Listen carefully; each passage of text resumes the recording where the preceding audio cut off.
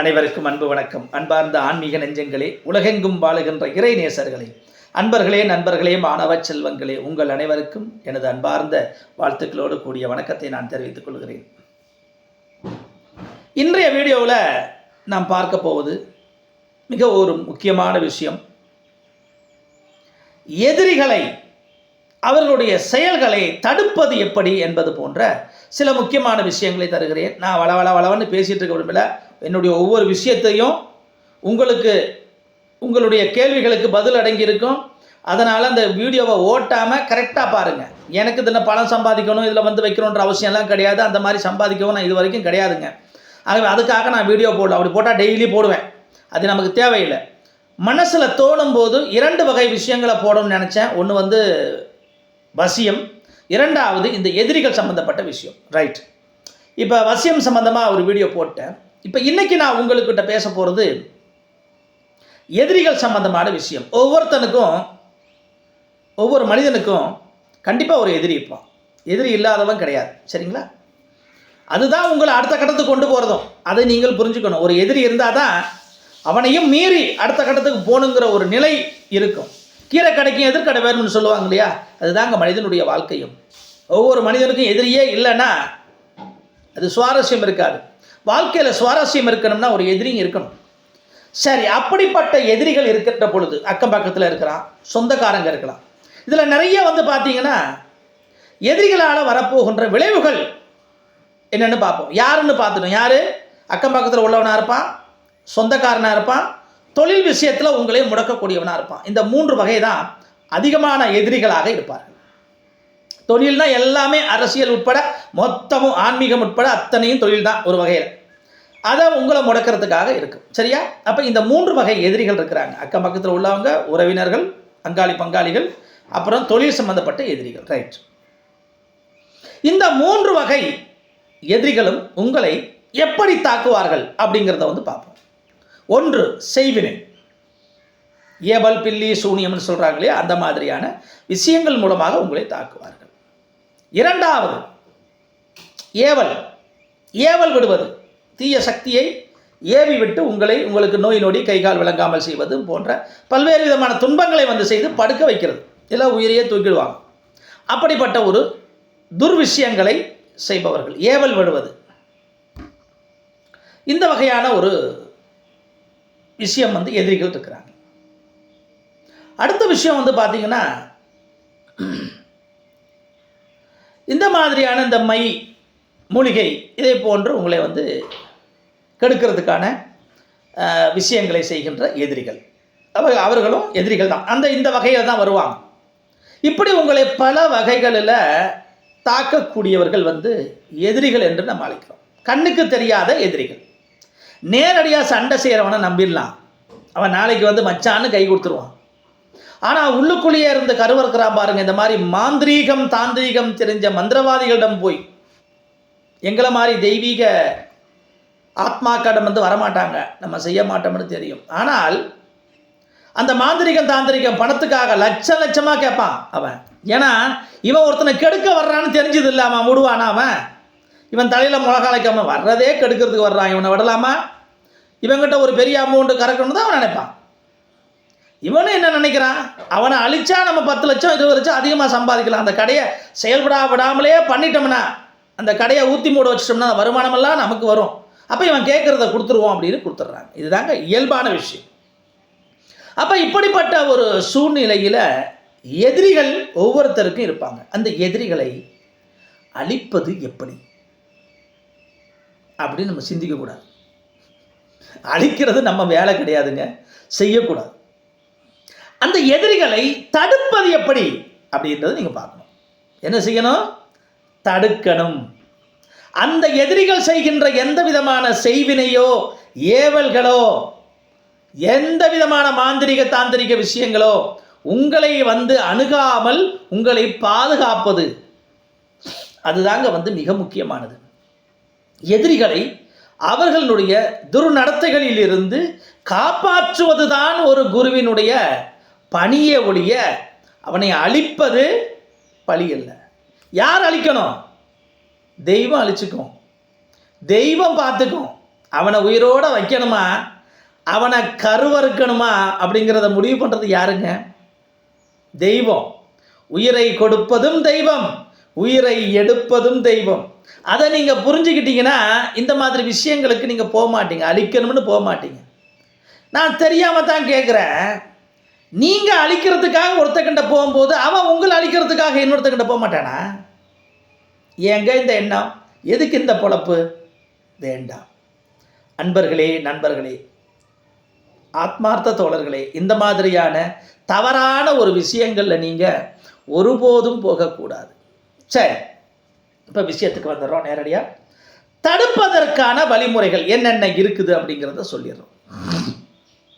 இதில் எதிரிகளை அவர்களுடைய தாக்கங்களிலிருந்து நம்மளை தற்காத்துக் கொள்வதற்காக மைகள் இருக்கின்றன, மூலிகைகள் இருக்கின்றன. அந்த மூலிகைகள் தான் தாயத்தில் வச்சு நம்ம கொடுக்குறோம். யந்திரங்கள், அஷ்டபந்தனம்னு சொல்லக்கூடிய யந்திரங்கள் இருக்கின்றன. இப்போ நான்லாம் இந்த ஷோவுக்கு மாற்ற அஷ்டபந்தனங்கள்லாம் கொடுக்கறது கிடையாது.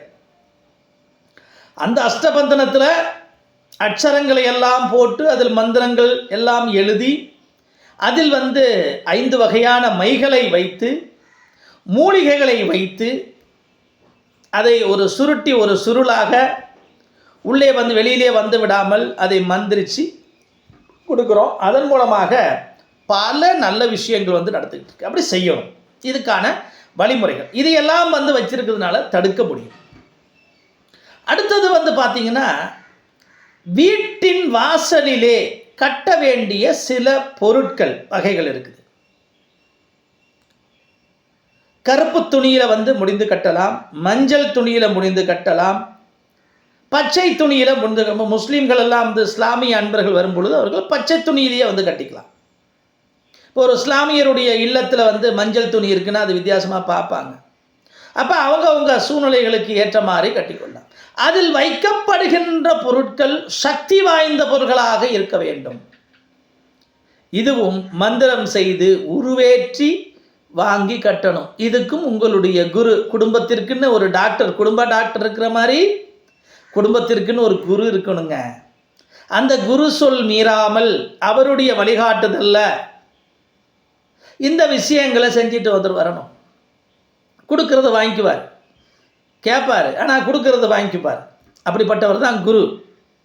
அவர்கிட்ட போய் இந்த விஷயங்கள் எல்லாம் சொல்லி, இந்த மாதிரி பிரச்சனைகள் இருக்கிற மாதிரி தெரியுது சாமி, என்ன செய்யலாம் ஐயா அப்படின்னு கேட்டு அவர்கள் மந்திரிச்சு அந்த பொருட்கள் எல்லாம் அவர்கள் கைகளாலேயே வச்சு உருவேற்றி அந்த கருப்பு துணியிலோ மஞ்சள் துணியிலையோ பச்சை துணியிலையோ முடிந்து அதற்கான உரிய மாந்திரீகங்கள், அதற்கான ஸ்லோகங்கள், அந்த மந்திரங்கள் ஸ்லோகங்கள் சொல்லி உருவேற்றி தூப தீபங்கள் காட்டி அதில் எக்ஸ்ட்ரா வைக்க வேண்டிய பொருட்களை எல்லாம் வைத்து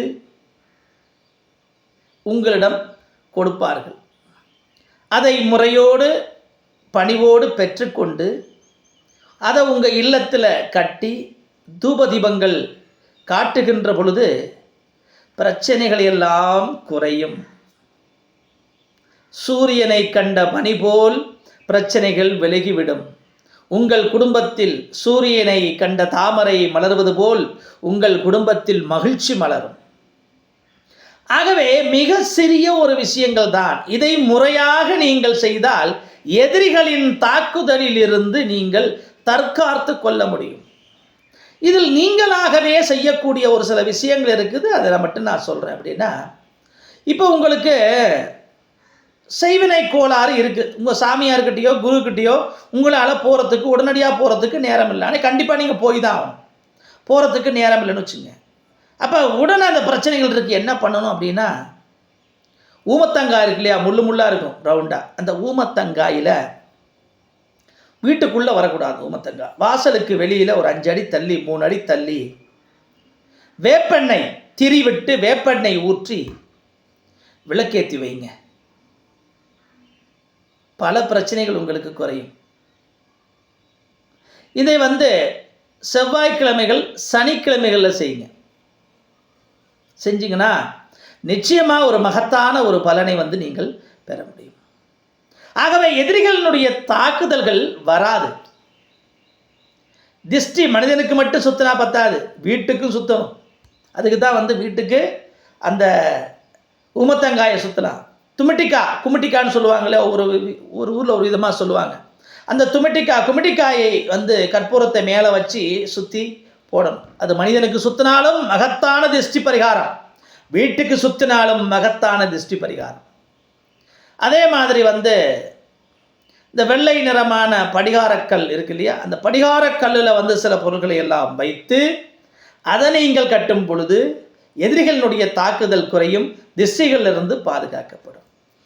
இந்த மாதிரி எதிரிகள்கிட்ட இருந்து காப்பாற்றுவதற்காக பல வழிகள் இருக்குது. அவங்க எவ்வளவு அட்டாக் பண்ணாலும் பாதுகாக்கும். இப்போ வான்வெளியில் ஏவுகணைகளை வந்து அனுப்புகின்ற பொழுது புதுசாக இந்த ஏதோ டேம் அப்படிங்கிறாங்க பாருங்களேன், அது வான்வெளியிலேயே அதை அழித்து விழுத்திடும். விஞ்ஞானத்தில் கீழே விழவே விடாது, தப்பி தவறி போகிறது வேற, கீழே விழாது, வானத்திலே வெடித்து சிதற வைத்து விடும். அதே போன்று தான் தெய்வீகத்திலையும் இந்த தீய சக்திகள், இந்த தீய செயல்கள் உள்ளே வராமல் நாம் செய்கின்ற இந்த தாந்திரீக மாந்திரீக தெய்வீக விஷயங்கள் காப்பாற்றும். ஆனால் தாந்திரீக விஷயங்களில் போனீங்கன்னா என்னைக்கு இருந்தாலும் அது ஆபத்து தான். தெய்வீக விஷயங்களில் போங்க. கட்டப்போகின்ற பொருள் புனித பொருட்களாக இருக்கணுங்க. ஒரு சில வீடுகளுக்கு போவேன், வீட்டுக்குள்ளேயே வைக்கக்கூடாத பொருளை மந்திரிச்சு கொடுத்துருப்பானுங்க. எங்கே போய் சொல்கிறது? தூக்கி வெளியே போட சொல்லுவேன். வீட்டில் எந்தெந்த திருவுருவங்கள் இருக்கக்கூடாதோ அதை வச்சு வைக்க சொல்லியிருப்பாங்க. ஏன்னா இவங்களுக்கு கெடுதல் வந்தால் தாங்க வந்து இவங்கள்ட்ட வருமானம் வரும். அந்த சூழ்நிலை வந்து இருக்கக்கூடாது. நிறைய பேர் புண்ணியாத்மாக்கள் நன்மைகளை செஞ்சுட்டு இருக்காங்க, லட்சம் மக்கள் இருக்கிறாங்க. அங்கே மாதிரி போங்க. கெடுதல் செய்பவன்கிட்ட வந்து போகாதீங்க. பணத்துக்காக பேரம் பேசிக்கொண்டு லட்சங்களை எதிர்பார்க்குறவங்ககிட்ட வந்து போகாதீங்க. நல்லவர்களை நம்பி போங்க. நிச்சயமாக அவங்க உங்களுக்கு பாதுகாப்பு கவசமாக இருப்பாங்க. மீண்டும் மீண்டும் நான் உங்களுக்கு ஒரு கேட்டுக்கொள்வது என்னவென்றால், உங்களுக்குன்னு ஒரு குரு வேண்டும். அது யாராக இருக்கட்டும்ங்க, நல்லவனாக பார்த்து தேர்ந்தெடுத்து அந்த குருவிடம் போய் சரணடைங்க. அந்த குருவுக்கிட்ட கேளுங்க, நல்லதோ கெட்டதோ எதுவாக இருந்தாலும் அங்கே போய் பேசுங்க. நீங்கள் ஒரு நல்ல குரு நன்மையான வழிகாட்டுதலையே உங்களுக்கு கொடுப்பார், நன்மைகளையே உங்களுக்கு செய்வார். ஆகவே இந்த எதிரிகளின் தாக்குதலில் இருந்து தற்காத்து கொள்வதற்கான வழிமுறைகளையும் நான் உங்களுக்கு சொல்லியிருக்கிறேன். இந்த வழிமுறைகளை சம்பந்தப்பட்ட நபர்களோடு நல்ல குருக்களை அணுகி அவர்களோடு கலந்து பேசி மனசு விட்டு பேசி மறைக்காமல், எப்படி டாக்டர்கிட்ட மறைக்கக்கூடாதோ அதே மாதிரி குருவிடம் சென்று மறைக்காமல் வெளிப்படையாக பேசி என்ன பிரச்சனை இருக்குன்னு சொல்லி அந்த பிரச்சனைகளுக்குரிய தீர்வு வந்து சொல்லணும். டாக்டர்கிட்ட போனீங்கன்னா என்ன செய்யுது உடம்புக்குன்னு சொன்னாதாங்க, விளாவரியாக சொன்னாதாங்க டாக்டருக்கு அதை உணர்ந்து மருந்து கொடுக்க முடியும். அதை புரிஞ்சுக்கணும். அதே நேரத்தில் வந்து கண்மூடித்தனமாக ஒரு குருவையோ ஒரு சாமியாரையோ நம்பாதீங்க. அவங்களுடைய பசப்பு வார்த்தைகளில் வந்து மயங்கிடாதீங்க. இப்போ சமீபத்தில் கூட பாருங்கள், ஒரு சாமியார் இங்கே சென்னையில் மிஸ்யூஸ் பண்ணியிருக்கிறாரு ஒரு குடும்ப பெண்ணை.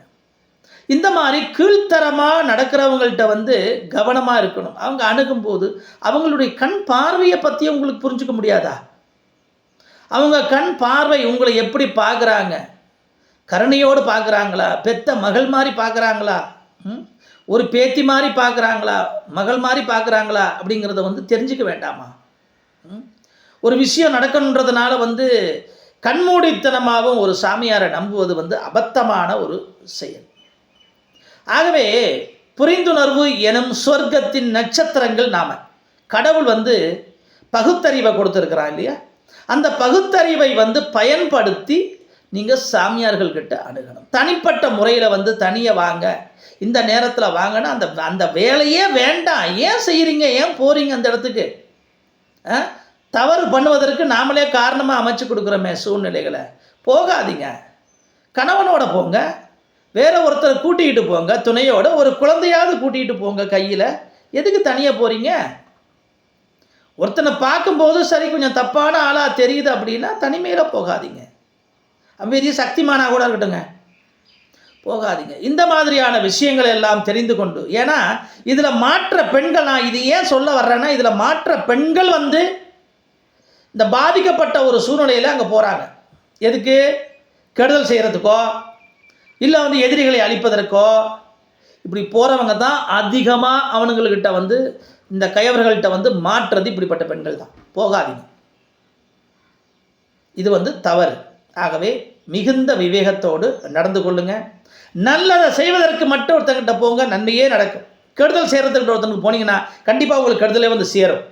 ஆகவே நல்லதை நினையுங்கள், நல்லதை செய்யுங்கள், இறை வழியில் வாழுங்கள். நிச்சயமாக உங்களுக்கு அளப்பெரிய ஆற்றல்களும் சக்திகளும் உங்களுக்கு கிடைக்கும். நீங்கள் செல்லுகின்ற இடத்திலே சிறப்பு கிடைக்கும். நல்ல புண்ணியாத்மாக்கள் உங்களுக்கு கிடைத்து குருவாக அமைந்து நீங்கள் வளமோடு நலமோடு வாழ்வீர்கள் என்று கேட்டுக்கொண்டு விடைபெறுகிறேன். நன்றி, வணக்கம். இந்த வீடியோவும் எதிரிகள் சம்பந்தமான வீடியோ, ரொம்ப அவசியமான வீடியோ. இதையும் நீங்கள் மற்றவர்களுக்கு வந்து ஷேர் பண்ணுங்கள், அவங்க நன்மை அடையட்டும். என்னுடைய நம்பரும் இதில் கீழே குறிப்பிட்டிருக்கிற டிஸ்கிரிப்ஷனில் பார்த்துங்க. உங்களுடைய கேள்விகளுக்கு நான் பதில் சொல்லுகிறேன். நல்ல விஷயங்கள் செய்வதாக இருந்தால், வசியங்களாக இருந்தாலும், எதிரிகளை சமாளித்து தடுத்து நிறுத்தக்கூடிய விஷயங்கள் இருந்தாலும் தாராளமாக என்னிடம் நேரத்தை கேட்டு வாங்க. ஒரு நாளைக்கு ஒருத்தருக்கு மேலே பார்க்க மாட்டேன். என் வீட்டில் வந்து பார்த்திங்கன்னா எங்கேயும் கும்பல் இருக்காது. ஃபோன் பண்ணி முன் அனுமதி பெற்று வந்துட்டால் ஒரு குரூப் தான் இருக்கும், ஒரு குடும்பம் தான் இருக்கும். அந்த குடும்பத்துக்கு குறைந்தபட்சம் 1 மணி நேரத்திலிருந்து 2 மணி நேரங்கள் ஆகும்.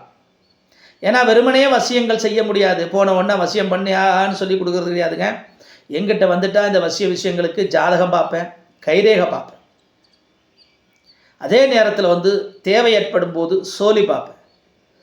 அவசியம் இருக்குது, ஏன் பிரச்சனை வருதுன்னா அவங்களுக்கு புனர்ஜென்மத்தை எடுத்து பார்ப்பேன். இவ்வளவும் பார்த்த பிறகு தாங்க அடுத்த கட்டத்துக்கு போவேன். அது வரைக்கும் போக மாட்டேன். சும்மா வந்ததும் எடுத்ததும் கவுத்ததும் மந்திரிச்சு ஒரு பொருளை தூக்கி கொடுக்குற மாதிரி வேலையெல்லாம் நான் செய்கிறது கிடையாது.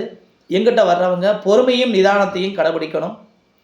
எல்லா விஷயங்களையும் தீர்த்து வைக்கக்கூடிய வல்லமை ஆண்டவன் கொடுத்துருக்கிறான். அதை சரியான முறையில் வந்து பயன்படுத்தணும். நீங்களும் வர்றவங்க பொறுமையோடு வாங்க. குடும்பத்தில் யார் யாருக்கு பிரச்சனை இருக்கோ எல்லாரும் சேர்ந்து வந்துட்டிங்கன்னா ஒரே நாளில் அந்த குடும்பத்தில் உள்ள பிரச்சனைகளெல்லாம் தீர்த்து வைப்பதற்கான வழிமுறைகளை வந்து நான் அணுகி கொடுப்பேன். சரிங்களா? ஆகவே அனைவருக்கும் எனது வாழ்த்துக்களோடு கூடிய வணக்கம். நன்றி.